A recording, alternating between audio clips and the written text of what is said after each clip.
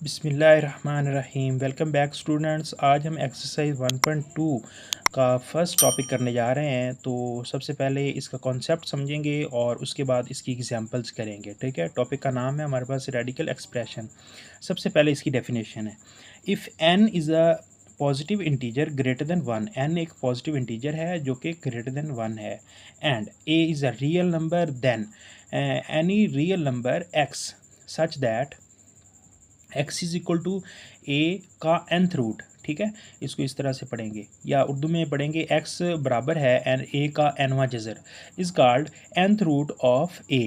Hair under root is called radical and n is called index of radical. मतलब जो जज़र है हमारे पास ये क्या कहलाएगा, रेडिकल कहलाएगा।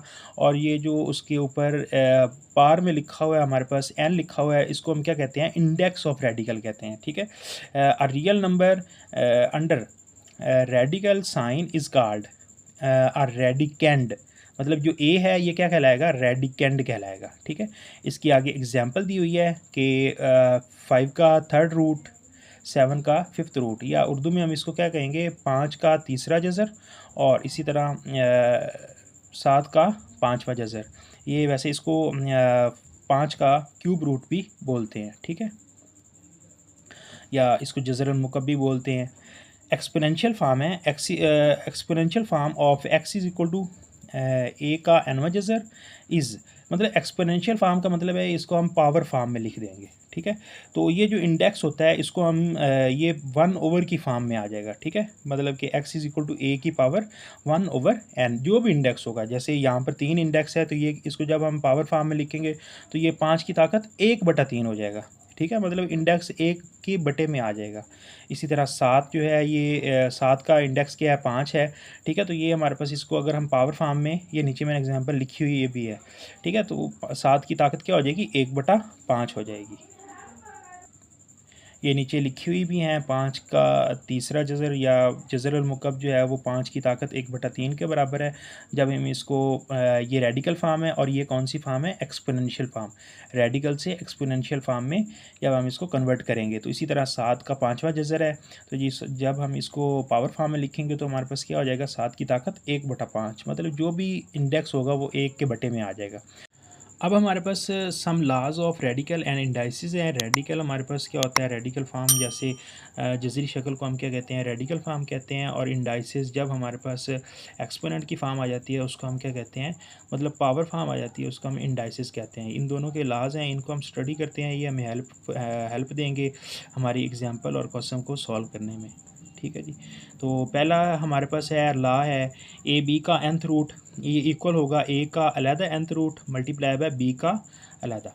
ठीक है जी, दूसरा है ए ओवर बी का nth रूट। तो ये हमारे पास अब यहाँ पर डिवाइड हो रहा है तो ये ऊपर ए का अलहदा हो जाएगा nth रूट और नीचे बी का nth रूट अलग अलग हो जाएगा। ठीक है, इसी तरह तीसरा रूल है रेडिकल का कि ए की पावर m और इसका nth रूट, तो ये इक्वल होगा ए का nth रूट और होल की पावर m। इसी तरह चौथा रूल है हमारे पास ए का nth रूट और उसकी पावर n। तो अब रेडिकल को जब हम पावर फॉर्म में लिखते हैं तो हमारे पास क्या हो जाएगा, n है तो हमारे पास 1/n हो जाएगा, और होल पावर क्या है, n है तो n से कैंसिल हो जाएगा तो हमारे पास a बच जाएगा। ठीक है, वेरी इंपॉर्टेंट ला है, बहुत से क्वेश्चन में यूज़ होता है, इसको आपने जहन में रखना है। ठीक है जी, इसके बाद हमारे पास है लॉ ऑफ इंडाइसिस। पहला लॉ है a power m multiply by a power n। तो जब भी हम हमारे पास बेस सेम होती हैं, पावर हमारे पास क्या हो जाती हैं और मल्टीप्लाई हो रहे हो, बेस सेम हो मल्टीप्लाई हो रही हो तो हमारे पास पावर क्या हो जाती है, ऐड हो जाती है। तो ए पावर क्या हो जाएगा, m+n हो जाएगा। इसी तरह ए बी की पावर n, तो ये हमारे पास किसके इक्वल होगा, ए की पावर n और बी की पावर n। ठीक है जी, तो ये बहुत इंपॉर्टेंट ला है, ये हमारे एग्जाम्पल में यूज़ होगा।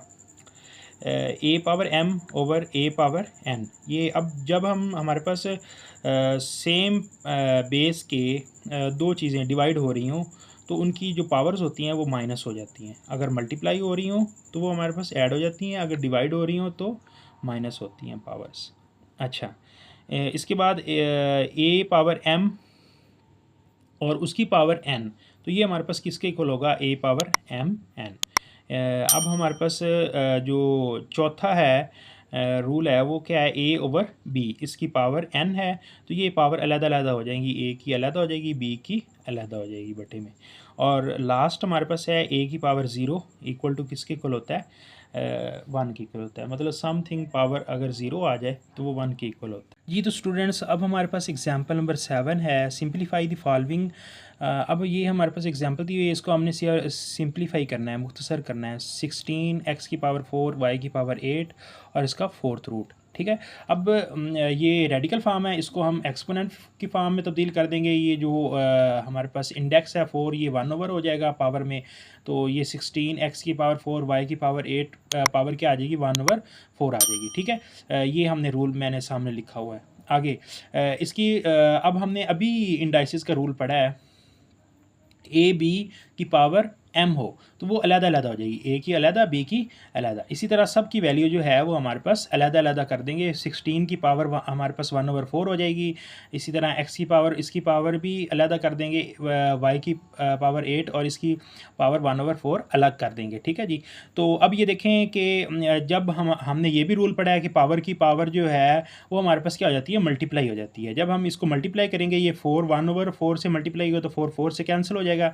इसी तरह यहाँ पर भी 4 4 से कैंसिल हो गया, और यहाँ पर क्या है 8 है और इसकी पावर क्या है 1 ओवर 4। 4 जो है वो 8 से कैंसिल होगा तो यहाँ पर कितना बच जाएगा, 2 बच जाएगा, ठीक है।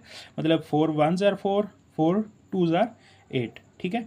तो हमारे पास नेक्स्ट स्टेप में हमारे पास यहाँ पर क्या सिंपली ओनली 2 रह गया है, और यहाँ पर सिर्फ x रह गया है, और यहाँ पर क्या रह गया है, y की पावर यहाँ पर 2 रह गया है, ठीक है। तो ये हमने सिंप्लीफाई कर लिया है कि 16 एक्स की पावर 4 वाई की पावर 8 और इसका 4 रूट हमारे पास किसके इक्वल आ गया, 2x की पावर 2x वाई स्केयर। अब 16 को हमने 2 की पावर 4 में लिखा है, तो ये मैंने इसकी प्राइम फैक्टराइजेशन कर दी है कि यहाँ पर हमारे पास प्राइम फैक्टराइजेशन की मदद से हम इसको 16 को क्या लिख सकते हैं, 2 पावर 4। एग्जाम्पल नंबर 7 का पार्ट नंबर 2 है, 27 x power 6 y power 9 z power 3 का क्यूब रूट।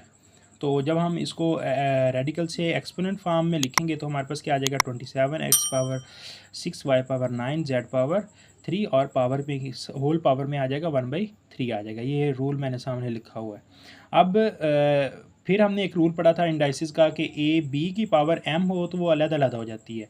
तो यहाँ पर हम भी सब की पावर जो है वो अलग-अलग कर देंगे। 27 की पावर 1/3 अलग, एक्स की ताकत 6, इसकी ताकत 1/3 अलग, इसी तरह वाई की अलग और जेड की अलग हो जाएगी, ठीक है जी।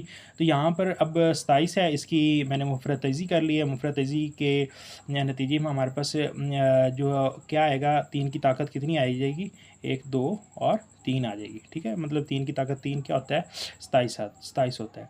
तो 3 की ताकत 3, इसकी ताकत कितनी आ गई, 1/3। इसी तरह x की ताकत 6 और इसकी ताकत 1/3, y की ताकत 9 1/3, z की ताकत 3 और इसकी ताकत क्या आ जाएगी, 3 आ जाएगी। अब हमारे पास एक और रूल है कि अगर हमारे पास कोई भी नंबर है उसकी पावर की पावर क्या हो जाती है, मल्टीप्लाई हो जाती है। अब यहाँ पर 3 है, 3 की पावर क्या आ जाएगी, 1/3 की पावर 3 है और उसकी पावर 1/3 है। तो 3 जो है वो 1/3 से मल्टीप्लाई होगा, 3 से क्या हो जाएगा, कैंसिल हो जाएगा। इसी तरह जो 3 है वो 6 से कैंसिल होगा तो यहाँ पर 2 बच जाएगा, और 9 से कैंसिल होगा तो हमारे पास यहाँ पर 3 बच जाएगा, और 3 से कैंसिल होगा तो यहाँ पर 1 बच जाएगा। अब यहाँ से सिर्फ 3 बचा था, यहाँ से x की पावर 3 एकम 3 3 2 6, यहाँ पर अगर हम इसको काटें, ये 3 3 1 3, यहाँ पर कितना बच जाएगा, 2 बच जाएगा, ठीक है। तो यहाँ पर 3 एकम 3 3 3 9 बच जाएगा, ठीक है। मतलब y की ताकत 3 आ जाएगी। तो यहाँ पर हमारे पास रिजल्ट क्या बच गया, 3x² y की पावर 3 और z बच गया, क्योंकि यहाँ पर 3 है तो 3 से कैंसिल होगा तो हमारे पास ओनली पावर में 1 बच जाएगा। तो हमारे पास जो क्वेश्चन था ये क्यूब रूट था, मतलब 27 x पावर 6 y पावर 9 और z पावर 3 का क्यूब रूट।